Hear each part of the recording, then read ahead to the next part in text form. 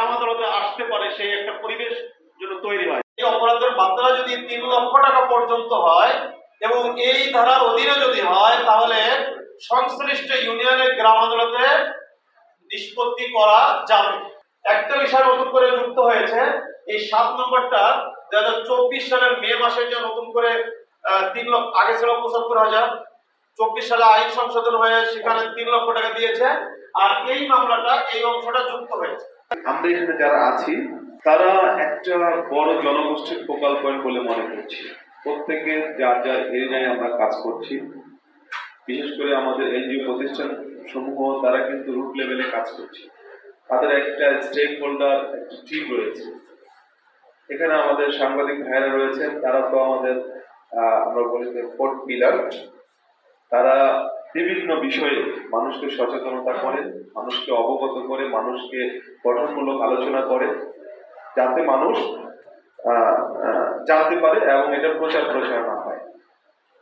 এখানে সরকারি সংশ্লিষ্ট দপ্তর রয়েছে, যাদেরও কিন্তু মাঠ পর্যায়ে, রুট পর্যায়ে তাদের স্টেক হোল্ডার রয়েছে। তাদের নিজস্ব এজেন্ডা অনুযায়ী তারা সরকারি নির্ধারিত কার্যক্রম চালিয়ে যাচ্ছে। পাশাপাশি তাদের মাধ্যমেও আমরা এই গ্রাম আদালতের প্রচারণার যে কাজটা, আউটরিচ প্রোগ্রাম, এটা যেন আমরা ছড়াতে পারি, মূলত এই উদ্দেশ্যে আমাদের ওয়ার্কশপ করা। বান্ডেল থাকলে প্রতি সেনমানিতে টাকা বাঁচবে। বিকাশ সেনমানি বান্ডেল কিনে জিতুন প্রতি লেনদেনে। আপনাদের অবগতির জন্য বলছি যে আমাদের এই গ্রাম আদালত কার্যক্রম যেটা চলছে, এই গ্রাম আদালত কার্যক্রম পটুয়াখালী জেলার যে ৭৭টা ইউনিয়নের কার্যক্রম চলমান রয়েছে। আমাদের এই প্রজেক্টের মূলত ইন্টারভেনশন হচ্ছে প্রজেক্টের মাধ্যমে আমাদের সক্রিয়করণ করা। সক্রিয়করণ এই অর্থে, আপনারা জানেন যে একটা বিচার কার্যক্রম করার জন্য প্রশিক্ষণ প্রয়োজন, যারা বিচারিক কার্যক্রমে সম্পৃক্ত থাকবে, প্রচারণা প্রয়োজন, লজিস্টিক সাপোর্টও প্রয়োজন। যেহেতু ইউনিয়ন পরিষদ আমরা এখনো আর্থিক কাঠামোগতভাবে ওইভাবে শক্তিশালী হতে পারে নাই, তো সব মিলিয়ে এই প্রকল্পের এটা 3rd ফেজ চলতেছে। আমাদের এর আগের ফেজে একটা নির্দিষ্ট সংখ্যক ইউনিয়ন আওতাভুক্ত ছিল। এই ফেজে সিংহভাগ ইউনিয়ন এই ফেজে আওতাভুক্ত। পাশাপাশি যেগুলো আগের ফেজে হয়েছে সেগুলো আমরা মেইনটেনেন্স এরিয়া হিসেবে আমাদের কার্যক্রম চলছে। যেহেতু আমি স্থানীয় সরকারের উপপরিচালক হিসেবে দায়িত্বরত আছি, আমার অন্যতম কার্যক্রমের দায়িত্ব ভার হচ্ছে এই গ্রাম আদালতের কার্যক্রমটা সুষ্ঠুভাবে চলছে কিনা এটা তদারকি করা। দু একটা কথা অবগত করছি।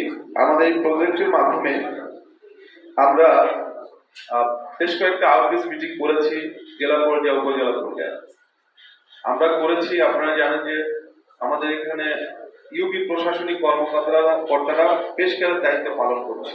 তাদেরকে একদম আইনগত যেই ট্রেনিং প্রশিক্ষণ দেয়া, সেটা আমরা ইতিমধ্যে সম্পন্ন করেছি। এখানে ৭৭টা ইউনিয়নে এই মুহূর্তে কর্মরত ৭২ জন ইউপি প্রশাসনিক কর্মকর্তা, যাদের আমরা সচিব বলেছি, ইউপি সচিব, এটা পদবি পরিবর্তন হয়েছে, তাদেরকে আমরা প্রয়োজনীয় প্রশিক্ষণ প্রদান করেছি। পাশাপাশি যত ইউপি মেম্বার রয়েছে, আপনারা জানেন এখানে ৭৭টি ইউনিয়ন, এর ভিতরে 12 জন করে ইউপি সদস্য এক একটা ইউনিয়নে রয়েছে। প্রত্যেক ইউনিয়নের সদস্যদের আমরা উপজেলা পর্যায়ে 2 দিন ব্যাপী বেশ ইন্টেন্সিভলি আমরা এই গ্রাম আদালত সম্পর্কে প্রশিক্ষণ সম্পন্ন করেছি। এর আগে আমাদের জেলা পর্যায়ে একটা রিসোর্স টিমকে এনআইএলটি কর্তৃক প্রশিক্ষণ দেওয়া হয়েছে। উপজেলার একটা রিসোর্স টিম আছে, তাদেরকে আমরা প্রশিক্ষণ দিয়েছি। আমাদের এখন একটা কমিটি আছে, চেয়ারম্যানদের প্রশিক্ষণটা, প্রাতিষ্ঠানিক প্রশিক্ষণটা আমরা হয়তো দ্রুতই আগামী অর্থ বছরের শুরুর দিকে দেব। এই কথাগুলো এই জন্য বললাম যে প্রকল্পের আওতায় আমাদের প্রশিক্ষণ কার্যক্রমগুলো চলছে। পাশাপাশি এই যে জনসচেতনতা, সবাইকে জানানো, অবগত করা, এক্ষেত্রেও কিন্তু আমাদের বিভিন্ন, আপনারা অলরেডি কিছু দেখবেন, বিভিন্ন প্রচারণা, বিশেষ করে নাটিকা বা নাটকের মাধ্যমে ইউনিয়ন পরিষদ কাউন্সিলের সবাইকে ইনভাইটেশন দিয়ে ভিডিও প্রেজেন্টেশনও হয়েছে, জনগণ যাতে জানে। এছাড়া বিভিন্ন মিডিয়াতেও আমাদের গ্রাম আদালত কার্যক্রমের প্রচারণা চলছে। হয়তো প্রচারণা এমন একটা বিষয়, এটা কন্টিনিউয়াস একটা প্রসেস, আমাদের জানিয়ে যেতে হবে, সবাইকে অবগত করতে হবে। এই যে আজকে যে কর্মশালা, গুরুত্বপূর্ণ ব্যক্তির উপস্থিত রয়েছেন, তারা আজকে কর্মশালা শেষে এটাই মাথায় আমরা দেওয়াতে চাচ্ছি যে যখন আপনাদের স্টেক হোল্ডার আপনাদের কাছে এই ছোটখাটো বিষয় ফৌজদারি ও দেওয়ানি, ছোটখাটো ফৌজদারি ও দেওয়ানি কোন কোন ধারার মামলাগুলো গ্রাম আদালতের এখতিয়ারভুক্ত হয় এবং গ্রাম আদালত এগুলো বিচার কার্যক্রম সম্পন্ন করতে পারে। সর্বশেষ 24 সালে যে সংশোধনী হয়েছে গ্রাম আদালত আইনটা, এটা আরো স্ট্রেংথেনিং হয়েছে। দেখা গেল যে 3 লক্ষ টাকা পর্যন্ত ক্ষতিপূরণ আদায় করতে পারে একটা আবেদনকারীর আবেদনের ভিত্তিতে। এই বিচার প্রক্রিয়া শেষ করে সর্বোচ্চ 3 লক্ষ টাকা পর্যন্ত ক্ষতিপূরণ আদায়ের রায় দিতে পারে গ্রাম আদালত। এই আইনটা কার্যকরী করলে অনেক ছোট ছোট অপরাধ নিমেষেই সমাধান হলে ছোট ছোট অপরাধ থেকে অনেক সময় বড় বড় অপরাধ তৈরি হয়, সেটা কমে আসবে।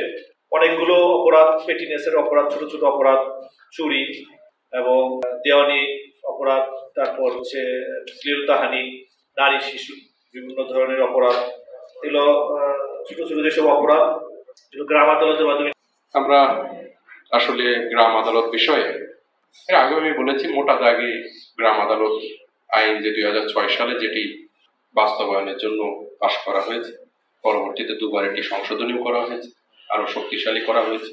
এর 3টি উদ্দেশ্য আছে। 1 নম্বর উদ্দেশ্য হচ্ছে সাধারণ মানুষকে ছোটখাটো যেসব দেওয়ানি এবং ফৌজদারি অপরাধ তার বিচার ব্যবস্থাকে সাধারণ মানুষের দোরগোড়ায় নিয়ে যাওয়া, যাতে সাধারণ মানুষ নিজের কথা নিজে সেখানে গিয়ে বলতে পারে, তার খরচ খরচা কম হয়, সময় কম লাগে। এটার একটা পার্সপেক্টিভ ছিল।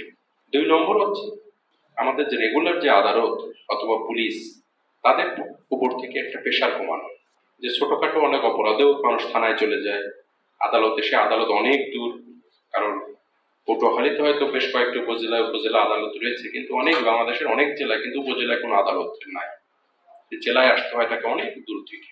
এটি যেমন মানুষের সময় ক্ষেপণ হয়, অর্থ নষ্ট হয়, অর্থ ব্যয় হয়, এবং অনেক সময় আমরা দেখেছি যে এই আদালত পর্যন্ত আসতে তাকে অনেক ধরনের হুমকি ধামকির সম্মুখীন হতে হয়। এটি যাতে পরিহার করা যায় সেটি একটি বড় উদ্দেশ্য ছিল। আর 3 নম্বর যে উদ্দেশ্য সেটি হচ্ছে ইউনিয়ন পরিষদ, সেটা আমি মনে করি সে ব্রিটিশ আমল থেকে বিভিন্ন নামে একমাত্র সক্রিয় একটি ইউনিয়ন স্থানীয় সরকার প্রতিষ্ঠান, যা কোনো সময় এদেশে বিলুপ্ত হয়নি বা ইনঅ্যাক্টিভ হয়ে পড়ে।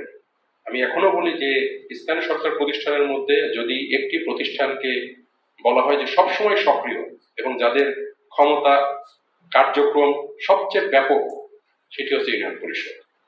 তাদের এই বিচারিক ফ্রেমওয়ার্কের মধ্যে এনে তাদেরকে আরেকটু শক্তিশালী করার যে প্রয়াস, এটি আরেকটি উদ্দেশ্য।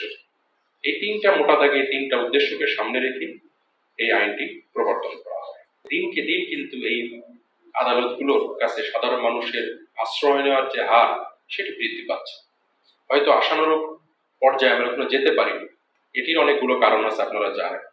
তবে সবচেয়ে বড় যে কারণ বা সবচেয়ে বড় যে বিষয়টি যদি নিশ্চিত করা যায়, তাহলে এই গ্রাম আদালতে এই ছোটখাটো যে দেওয়ানি ফৌজদারি অপরাধ, এই অপরাধ প্রতিকার পাওয়ার জন্য মানুষের যাওয়ার হার অনেক বৃদ্ধি পাবে।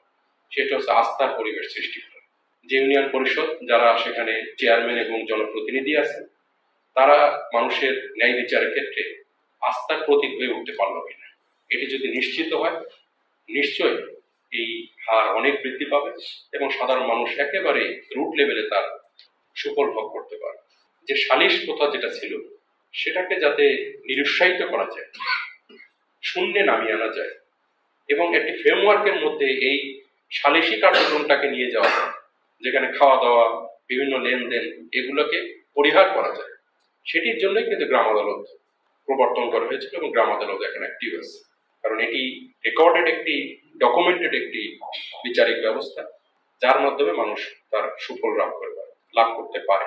অনেক ক্ষেত্রে আমরা দেখেছি, অনেক সময় দেখি আমি ইউনিয়ন পরিষদ ভিজিটে যখন যায়, আমাদের ডিডিএলজি মহোদয় যায়, অতিরিক্ত পুলিশ সুপার মহোদয়রা যায়, আমাদের পুলিশ সুপার মহোদয় যায়, যে গ্রাম আদালতে যেতে একজন আশ্রয় নিছে, অনেক সময় যে প্রতিপক্ষ থাকে সে অনেক সময় কিন্তু এই মামলাটি বিচারিক পর্যায়ে যাওয়ার আগে সে তার ভুল স্বীকার করে না এবং যে বলে হ্যাঁ আমি এই অন্যায়টা আমার দ্বারা হয়েছে এবং যে ক্ষতিপূরণ যে দাবি সেটি আমি দিতে রাজি আছি, এবং কিন্তু অনেক সময় বিচারিক পর্যায়ে যাওয়ার আগেই কিন্তু এটি নিষ্পত্তি হয়ে যায়। সুতরাং এই সুফল কিন্তু আপনারা দেখতে পাচ্ছেন।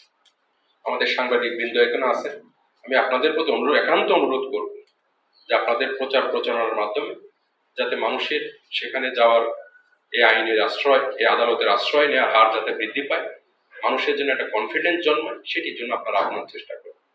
কিন্তু এত সীমাবদ্ধতার মাঝেও আমি মনে করি যে গ্রাম আদালতের প্রতি মানুষের আস্থা দিনকে দিন বৃদ্ধি পাচ্ছে। এই আস্থা যাতে আরো বৃদ্ধি করা যায়, সেটির জন্য আপনারা যার যার অবস্থান থেকে আমরা সবাই আপ্রাণ চেষ্টা করব, যাতে মানুষ, সাধারণ মানুষ ছোট ছোট অপরাধে থানায় না যায়, রেগুলার যে আদালত আছে সেখানে না আসে, লোকাল তার বাড়ির পাশে যে একটি বিচারিক ব্যবস্থা আছে সেখানকার সেই সুফলটা তারা লাভ করতে পারে।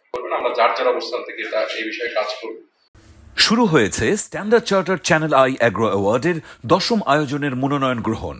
এবার নতুন ক্যাটাগরি বছরের সেরা ছাদ কৃষক সহ মোট 13টি ক্যাটাগরিতে পুরস্কার প্রদান করা হবে।